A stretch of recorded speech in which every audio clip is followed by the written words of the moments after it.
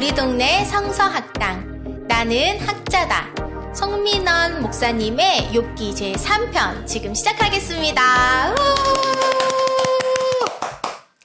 나는 학자다. 괜찮으신가요? 네. 계속 아직도 적응이 안 돼요. 그 표현이. 나는 학자다. 저는 줌을 통해서 온라인 강의를 계속 오랫동안 해왔거든요. 온라인 강의의 좋은 점은 상체만 잘 입으면 돼요. 아, 그쵸. 상반신만 나오니까. 아래쪽은 주로 속옷만 입고 다닐 때가 많아서 저는 제가 우리 시대의 진정한 빤스 목사는 저다라고 생각해서 나는 학자다 말고 나는 빤스 목사다라고 이렇게 소개했으면 좋을 것 같습니다. 아, 이거 앞까지 다 나와야지. 나는 빤스 목사다만 나오면 큰일 날 수가 있거든요. 네. 사전에 미리 깔았습니다. 아, 예. 아, 근데 진짜 학자가 아니다라고 말씀하셨는데 사실 이 잠언과 욥기를 이렇게 해석하실 수가 있나. 정말 탁월한 해석이다. 이걸 통해서 더 정말 성경을 자세히 또 세밀하게 보면서 정확한 뜻을 알아갈 수 있다라는 생각이 들어서 참 감사드리는데요. 네.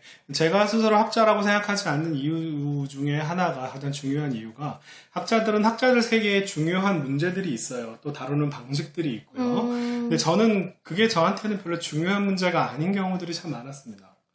한 사람의 신앙인으로서 하나님을 어떻게 바라봐야 되고 그리고 내 자신과 내 이웃 그다음에 내가 살아가는 세계를 어떠한 방식으로 우리가 인식해야 되고 바라봐야 하는가, 어떠한 삶의 태도를 가지고 살아야 하는가라고 하는 것과 전혀 무관한 얘기는요. 저한테는 다 그냥 뜬구름 잡는, 저한테는 아무 의미 없는 얘기였어요. 그래서 제가 학자임을 추구하지 않고 잠언, 욥기, 전도서를 보는 관점도 오로지 딱 여기에만 해당되게 그런 식으로 보아서 그 내용들을 가지고 담아서 썼기 때문에 그것이 실제로 아마 학계에서 도움이 될지는 모르겠지만 신앙인들로서 이 세상을 살아갈 때 있어서 어떠한 태도와 어떠한 자세로 살아가야 하는가라고 하는 질문을 줬을 때 되게 도움이 될 거라고 생각합니다. 네, 굉장히 많은 도움이 되고 있고 오늘은 또 하나님이 드디어 욥기에 등장하는 것에 대해서 이야기를 나눠주신다고 했는데 네. 이 하나님의 등장과 하나님의 말씀이 있는 독자들과 그리스도인들에게는 어떻게 받아들여져야 되나 굉장히 기대가 되는데요. 하나님의 등장부터 한번 이야기 나눠볼까요? 네. 욥기가 욥의 친구들과 욥의 친구들은 잠언의 지혜를 가지고 욥한테 네가 무엇인가 잘못했기 때문에 그 결과로 안 좋은 거야 라고 하는 네. 인과응보 사상을 계속 욥한테 이야기를 하는 거죠. 네. 그런데 욥의 이야기는 나는 지금 고통을 당하고 있는데 그리고 이 고통은 분명히 하나님한테 온 것이다 라고 이야기를 하는 거예요. 근데 우리가 저기서 중요한 건 뭐냐면 하나님이 이 고통을 주셨다라고 하는 것이 하나님을 원망하는 거라고 생각하는 사람들이 굉장히 많아요. 욥이 처음에는 하나님을 하나님이 복도 주시고 화도 주시고 다 하나님을 찬양한다라고 네. 착한 욥이었는데 네. 하나님이 나한테 이렇게 고통을 주셨다라고 갑자기 신세한탄을 하기 시작하면서 하나님을 원망했다. 그래서 욥의 캐릭터가 변했다라고 생각하는 사람들이 많은데 네. 자, 이 진술을 한번 잘 들어보세요. 이 고통을 하나님께서 주셨다라고 하는 표현과 자 앞에서 욥의 1장과 2장에서 하나님이 복도 주시고 하나님이 화도 주시고 하나님이 좋은 것도 주시고 나쁜 것도 주시고 다 누가 주셨다고? 하나님이 나한테 이 고통을 주셨다라고 얘기하는 진술이 같은 얘기예요, 다른 얘기예요? 같은 얘기요. 같은 얘기예요. 이 얘기는 뭐냐면 이 세상의 모든 것들은 다 하나님께서 관장을 하시는 것이고 네. 이 지금 욥이 당하는 고통을 주신 분도 하나님이고 그게 하나님을 원망하는 것처럼 우리가 보일 수 있는데 욥의 진술은요. 하나님이 이 모든 것을 다 관할하시고 다스리신다 라고 하는 이야기를 하고 있는 거예요. 그리고 나의 고통의 원인도 하나님이시다. 근데 그 하나님이 나한테 그 고통을 왜 주셨느냐라고 질문을 던졌을 때 친구들은 인과응보의 원리를 가지고 네가 뭔가를 잘못했기 때문에 하나님께서 벌을 주신 거야 라고 얘기했는데 욥은 아니야. 나는 그 이유를 몰라. 나는 잘못한 게 없는데 하나님이 나한테 이런 고통을 주셨어. 그런데 나는 그 이유를 모르지만 이 고통이 하나님께서 주신 거는 맞아. 라고 얘기하는 거예요. 아, 그러니까 보통 욥이 1장, 2장의 욥과 3장부터 시작되는 욥이 다른 욥이라고 생각하는 사람들이 많은데 그렇죠. 사실은 다르지 않다. 네. 1장, 2장에서도 복을 주시는 분도 화를 주시는 분도 하나님이라고 고백한 것처럼 3장에 이제 욥이 고난을 당하면서도 내가 지금 고통으로 아파하는데 이것을 하나님이 주신 거다라고 똑같은 1, 2장과 3장 이후랑 똑같은 욥은 고백을 하고 있다. 자, 우리는 태도에 많이 영향을 받죠. 말투에도 많이 영향을 받고요. 억양도 영향받죠. 네. 예. 그런데 정말 중요한 것은 말의 내용을 살펴봐야 한다는 거예요. 욥기가 문서로 되어 있는데 네. 욥이 지금 어떠한 말투로 얘기하는지 사실 우리는 알 수가 없죠. 상상할 수밖에 없는데 네네. 욥이 굉장히 막 아주 착하고 겸손하고 이런 욥이었다가 갑자기 막 불평하고 불만하고 도전하는 욥처럼 우리가 보이기는 하는데 실제로 욥이 무슨 말을 했는가 그 말의 내용을 들어가 보면 사실 같은 이야기를 하고 있어요. 이거를 예전에 얘기했던 그 신정론의 문제로 얘기했을 때 하나님의 절대 주권, 하나님이 모든 걸 다 하신다. 그리고 하나님은 선하시다. 라고 하는 이 두 가지 얘기 중에서 친구들은 지금 하나님이 모든 걸 다 다스린다라고 하는 것은 친구들도 인정하고 욥도 인정하는 거예요. 네네. 그런데 하나님이 선하시다라고 하는 걸 설명하는 방식이 바로 인과응보의 원리인데 이 원리가 적용되냐 적용되지 않느냐 가지고 지금 다 싸우는 거거든요. 아, 욥과 네, 욥의 새 욥의 친구들이. 예. 그런데 맨 처음 1, 2장에서 욥의 진술을 잘 보시면 자, 이 인과응보 뿌린 대로 거둔의 원리가 적용되지 않고 하나님의 주권을 강조하는 거예요. 하나님이 주시기도 하고 거두시기도 하고 복을 주기도 하고 벌을 주기도 하고 하나님 마음이야 라고 얘기하는 거예요. 네네. 근데 이 얘기가 지금 욥의 친구들과의 대화 속에서 욥이 하는 얘기와 완전히 일치하는 얘기예요. 욥은 계속 똑같은 말을 하고 있는 네, 거죠. 욥이 하나님이 고통을 주신 거야. 그리고 그 하나님이 왜 나한테 고통을 주셨는지 그 이유는 이 인과응보의 원리로는 설명할 수 없는 거야 라고 하는 이야기를 계속하고 있는 거야. 왜 그러느냐? 하나님은 우리 인간의 이해를 뛰어넘어서 하나님의 자유하신 분이기 때문에 그렇다.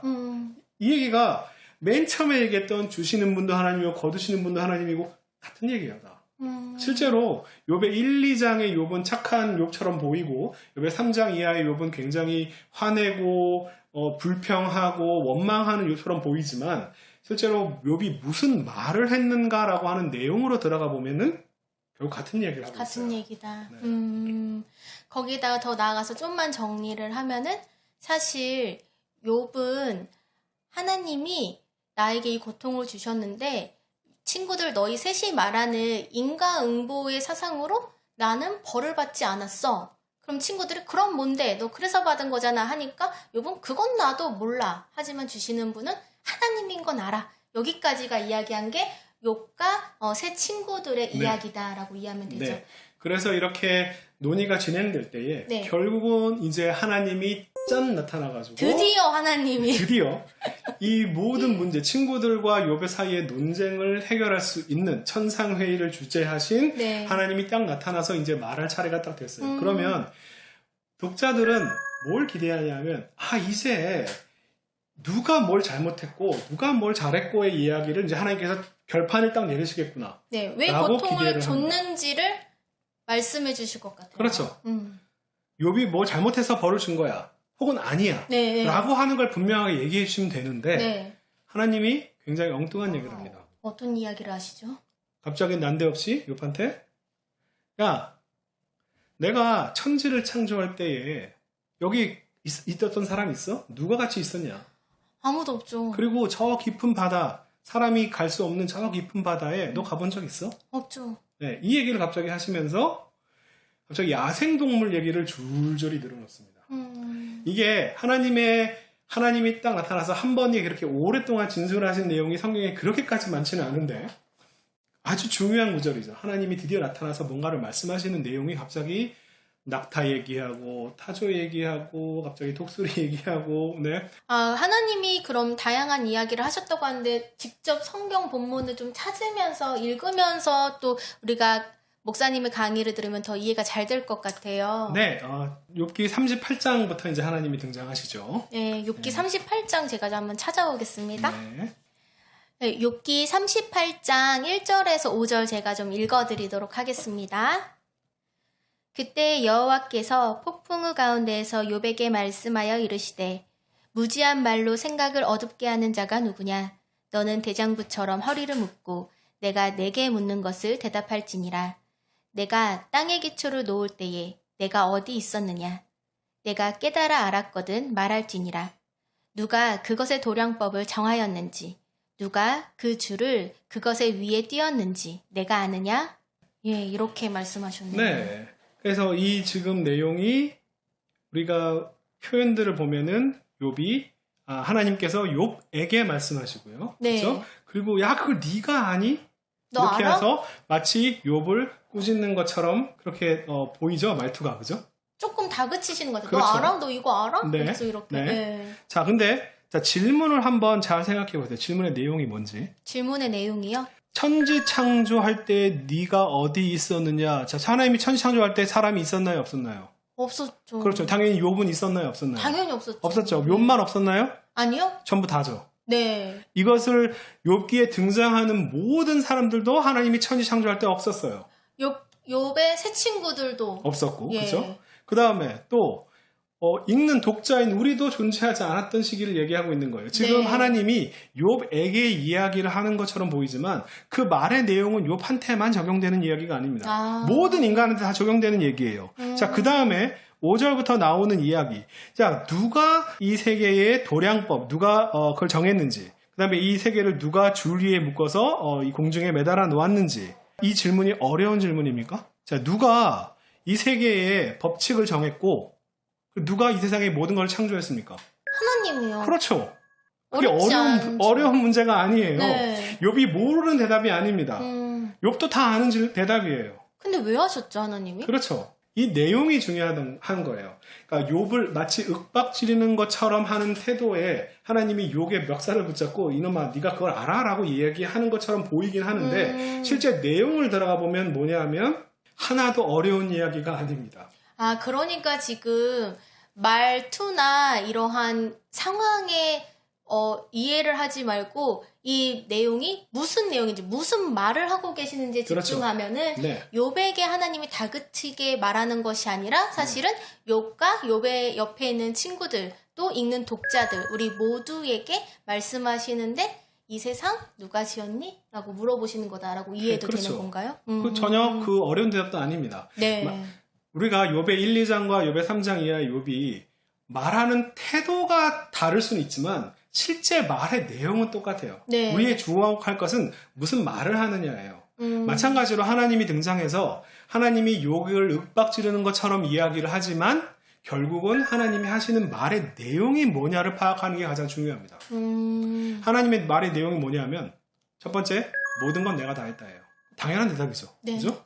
자, 여기서 중요한 것 중에 하나가 뭐냐면 우리가 욥기를 읽을 때 어디에 많이 꽂히냐면 사탄에 많이 꽂힙니다. 욥에게 벌을 내리기 위해서 꼬드기는 하나님을 마치 꼬드기는 것처럼 사탄이 등장해서 얘기하니까 우리는 사탄이 이런 우리의 고통을 주는구나라고 생각을 해요. 그게 욥기 1장에 나오는 그렇죠. 얘기인가요? 욥기 앞에 나오죠. 그런데 하나님이 지금 쭉 얘기하는 38장부터 41장까지 쭉 얘기하시는데 단 한 번도 사탄 얘기를 하고 있지 않아요. 그러니까 욥기 1장에만 욥이 이렇게 하나님을 잘 믿는 거는 하나님이 복 주셔서 그래요. 네. 한번 시험해 보세요 라고 말하고 그 이후에는 사탄이 등장하지 않는다. 사탄은 2장 이후로는 단 한 번도 등장하지 않습니다. 그 하나님의 입에서 언급도 되지 않아요. 네. 그 하나님이 내가 욥 참 착한데 잘해주려고 그랬는데 사탄이 꼬셔가지고 내가 별로 하고 싶지 않았는데 한 거야 라는 식으로 하나님이 지금 나타나서 단 한 번도 얘기하지 않아요. 하나님은 사탄에게 책임을 전가하지 않습니다. 우리 하나님 이렇게 비겁한 분이 아니에요. 그래서 보통 우리가 목회자들이 뭐 실수를 한다 라고 얘기하면서 그럴 경우에 이제 무슨 사탄의 꼬임을 당했다라는 식으로 악에게 책임을 전가하는 경우가 되게 흔합니다. 네. 근데 욥기는 그렇게 하지 않아요. 하나님 스스로가 자기 자신을 나는 안 그러려고 했는데 사탄이 나한테 나를 속여서 그렇게 했다라고 하는 식으로 하나님이 나타나서 자기 변명을 하지 않습니다. 하나님이 악에게 책임을 전가하지 않으세요. 오히려 그 악도 다 내가 모든 것을 다 했다. 라고 얘기하시는 거예요. 이게 바로 하나님의 선하심을, 하나님이 얼마든지 자신의 선함을 인과응보의 원리로 변명할 수 있는데 하나님이 자기 자신의 선함을 변명하지 않아요.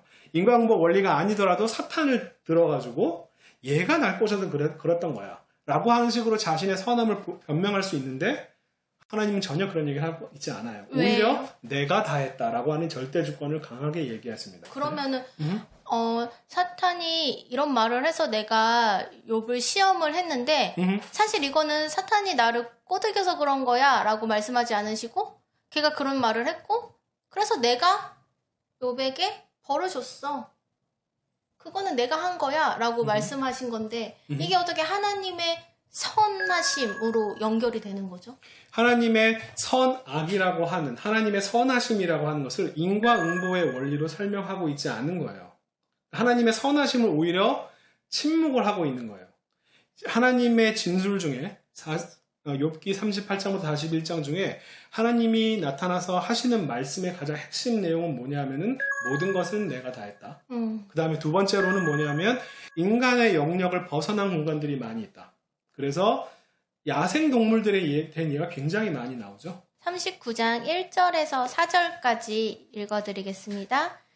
산 염소가 새끼치는 때를 내가 아느냐? 암사슴이 새끼 낳는 것을 내가 본 적이 있느냐? 그것이 몇 달 만에 만삭이 됐는지 아느냐? 그 낳을 때를 아느냐? 5절 한번 읽어주시겠어요? 네. 누가 들나귀를 놓아 자유롭게 하였느냐? 누가 빠른 나귀에 매인 것을 풀었느냐? 이 대답이 어렵냐 하면은 자, 첫 번째 산 염소가 새끼치는 때를 네가 아느냐? 모르죠. 아니 욥만 모르는 게 아니라 다 모르는 거죠, 그죠? 여기서 너라는 것은 인간이 아냐 모르느냐예요. 욥이 아니라 그렇죠. 모든 인간의 인식의 한계를 얘기하는 거예요. 네. 근데 산낙이라고 산 염소라고 하는 표현, 들낙이라고 하는 표현이 뭐냐면은 인간의 영역을 벗어나, 인간이 생활하는 영역을 벗어난 공간을 얘기하는 거예요. 네? 누가 관리하느냐? 하나님이지. 네. 이 얘기예요. 딱 두 가지입니다. 뭐냐면 인간은 모른다. 두 번째, 인간의 영역 바깥의 것도 하나님이 다 다스린다. 네. 이 얘기를 지금 하나님이 쭉 다 얘기하시는 거예요. 야생동물에 대한 이야기가 되게 많이 나오는 이유는 뭐냐면 인간의 영역, 인간의 이해의 영역이 한계가 있다라고 하는 이야기를 하는 거예요. 권선징악의 원리, 잠언의 원리가 적용이 되는 공간은 기본적으로 인간의 영역, 인간의 삶의 영역에서 기본적으로 적용이 되는데 하나님은 그 훨씬 넘어서 야생동물의 세계, 그 다음에 시간적으로는 천지 창조의 시간, 결국은 인간이 존재하지 않았던 시간, 인간이 존재하지 않았던 공간에 대한 이야기를 계속 하시는 거예요. 그게 뭐냐면 인간 인식에는 한계가 있다라고 하는 이야기를 계속 하는 거예요. 인간의 시 공간을 초월한 많은 영역들까지도 하나님은 다스리시고 하나님이 직접 창조하신 세계다. 그러니 인간은 당연히 하나님의 뜻을 모르는 그렇죠. 것이 당연하다. 그게 대답이에요. 너희는 몰라요. 그 다음에 또 한 가지 아주 중요하게 얘기하는 내용뿐만 아니라 이야기하지 않은 것이 중요한데 38장부터 41장 하나님의 말을 아무리 뒤져봐도 뭐가 없냐 하면 인과응보의 원리가 없어요. 인과응보의 원리를 설명하는 구절이 단 한 구절도 없습니다. 누군가 뭘 잘하면 상을 받고 못하면 벌을 받는다라고 하는 이야기가 단 한 번도 언급되어 있지 않아요. 한번 처음부터 쭉 한번 읽어보세요. 단 한 번도 그런 얘기가 없습니다. 좀 충격적인데요? 네. 그러니까 지금 하나님이 말씀하시는 그 어디에도 잠언의 규범적 지혜, 인과응보가 안 나온다라는 말씀이신 그렇죠. 거예요? 하나님의 절대 주권에 대한 이야기는 당연히 잠언에도 있고요. 욥기에도 있습니다. 하나님이 모든 걸 다 하신다. 모든 것을 하나님이 다 창조하시고 아신다. 그런데 그 하나님의 선하심을 나타내는 인과응보의 원리로 하나님이 자기 자신을 변명하고 있지 않아요. 단 한 번도 이 얘기가 없어요. 그것은 뭐냐? 하나님이 이걸 강조함으로써 오히려 이 부분을 언급을 하지 않는 거예요. 하나님 내가 모든 걸 다 했다. 내 맘대로다. 쉽게 얘기하면 내 맘대로다. 이 얘기예요. 그리고 이것을 인간은 몰라. 네, 모르죠. 자, 그런데 우리 욥기에서 사람들이 욥의 친구들과 욥의 대화들이 계속 진행이 되는데 자, 욥기에 등장인물 여러 사람들 중에 하나님의 지금 발언과 똑같은 이야기를 한 사람이 단 한 사람이 있어요. 모든 것은 다 하나님이 하셨다. 네. 그 다음에 인간은 하나님이 왜 그런 일을 하는지 잘 모른다. 하나님이 하신 건 맞긴 맞는데 왜 그랬는지 이유를 설명할 수 없다. 말한 라고 사람 이야기한 사람이 단 한 명 있어요. 그 사람이 누구죠? 저 알아요. 누구예요? 욥이요. 맞아요. 욥의 이야기가 하나님의 이야기하고 같은 이야기를 하고 있는 거예요. 물론 욥은 인간이기 때문에 하늘에서 벌어진 일을 알 수가 없죠. 욥은 나는 모르는 걸 모른다라고 얘기하는 거예요. 네, 그러니까 결국은 욥기에서 욥의 발언과 하나님이 나타나서 하는 이야기가 말투, 태도 이런 데 현혹되지 마시고 네. 그 말의 내용을 들여다보면 같은 이야기를 하고 있다는 거예요. 아, 이제 좀 이해가 가는 게 사실 이 편에서 목사님께서 고난을 당했을 때에 그 이유 모를 고난에 대해서는 그냥 모른다라고 두어야 한다라고 말씀하시는 게 솔직히 정확히 이해가 되지는 않았거든요. 사실 이유를 찾는 데에 바빴고 여태까지 그렇게 살아왔는데 그냥 그 이유 모를 때는 두어라 라는 말이 이제야 조금 정확히 이해가 되네요. 오직 하나님은 주권자이시고 왜 오는지 어디서 오는지 그 이유는 하나님만 아시니까 우리는 이유를 댈 수 없다라는 걸로 이해할 수 있네요. 네. 우리가 이해되지 않는 것을 이해되지 않은 채로 놔두는 것이 욥기에서 말하는 좋은 신앙이에요. 좋은 신앙. 근데 사실 이게 가장 어려운 게 목회자들일 것 같아요. 맞아요. 저도 목사고 목사님도 목사님이지만 사실 신앙인들일수록 더 그 원인과 이유를 찾으려고 하는 사람들이 굉장히 많고 특히 목사들은 그것에 대해서 설교로 풀어내려고 하는 것에 아주 뭐라고 할까요? 이골이 났다고 표현해야 될까요? 네, 쉽게 얘기하면 하나님이 어떠한 분인지 어떻게 움직이시는지 몰라요라고 이야기하면 장사가 안 되죠. 장사가 안 됩니다. 네. 이렇게 그래서- 너굴적으로 어머. 네, 마치 목사님이 자기가 하나님을 다 아는 것처럼 하나님과 되게 친한 것처럼 이야기하는 그런 목사님들이 되게 더 많이 주목받고 각광받고 많은 그쵸. 사람이 따르는데 네네. 욥기가 들려주는 정말 참된 신앙, 정말 좋은 신앙이 무엇인가라고 하는 이야기를 좀 더 극단으로 끌고 가면요. 우리 인간은 하나님이 어떠한 방식으로 움직이는지, 물론 우리가 하나님께서 우리한테 많은 부분을 알게는 해주셨어요. 그죠? 이 패턴을 만드시고 규범을 만드시고 해서 우리가 어떤 식으로 살아갈지에 대해서 많이 알게끔 해주시긴 했지만 그것이 전부 다가 아니고 그 모든 것이 다 하나님의 전부를 다 설명하고 있다라고 생각하지 않은 것이 좋은 신앙인의 태도다라고 얘기해 주는 거예요. 그리고 하나님 아닌 것에 어떤 원인을 두는 거. 하나님이 하신 게 아니라, 그죠? 하나님의 선하심을 보호하기 위해서, 하나님은 선한 분이야라고 하는 걸 설명하기 위해서 그렇게 나쁜 일을 하나님이 하셨을 리가 없어. 라고 생각하는데, 욥기에 하나님이 스스로를 그렇게 선한 분으로 포장하지 않아요. 남한테 책임을 전가하지 않습니다. 내가 먹은 걸 다 했다라고 얘기하는 거죠. 그러니까 우리가 이해되지 않는 부분이 있는 것도, 그리고 우리 마음에 들지 않는 것도, 우리가 기대한 대로 움직이지 않아도, 이걸 콩을 심었는데 콩이 아닌 다른 것이 나올지라도, 이 모든 것도 다 하나님께서 하셨구나라고 하는 것을 첫 번째로 인정해야 되고, 네. 왜 그렇게 하셨는지는 모르는 것을 모른다라고 이야기하는 것이 욥기가 얘기하는 겸손한 신앙인 거예요. 와, 엄청난 이야기인 것 같은데요. 오히려 하나님의 움직이심을 설명을 하려고 하는 태도. 네. 이런 방식으로 움직이셔라고 하나님을 어떤 박스 안에 가둬놓는 것이 오히려 교만이고요. 그것이 위험할 수 있다. 자, 잠언의 이야기는요, 사람을 살리는 이야기고 생명의 지혜예요. 근데 그 생명의 지혜를 어떤 다른 상황 속에서 잘못 적용했으면 네. 지금 욥의 친구들처럼 욥의 심장을 찌르는, 욥을 죽이는, 네. 누군가의 영혼을 파괴하는 죽음의 이야기가 될 수 있다는 거예요. 그게 바로 욥기가 얘기하는 아주 중요한 가르침입니다. 어려운 본문인 줄 알았던 욥기가 사실은 듣고 알고 보니까 오히려 지금을 살아가는 우리에게 정말 필요한 이야기를 담고 있는 메시지인 것 같은데요. 하나님을 다 안다는 듯이 함부로 생각하고 하나님을 주어로 놓고 다른 것들을 설명하려고, 어떠한 현상과 고난에 대해서 설명하려고 하지 마라. 그건 오직 하나님의 주권이시다. 이것을 놓고 모르는 것은 모른다 라고 용기 있게 말하는 것이 신앙인의 올바른 자세다라는 것을 오늘 욥기를 통해서 배울 수 있었습니다. 특별히 이번 이 욥기의 내용을 통해서 많은 신앙인들, 또 특별히 목회자분들도 마음에 좀 울림이 있으셨을 것 같은데요.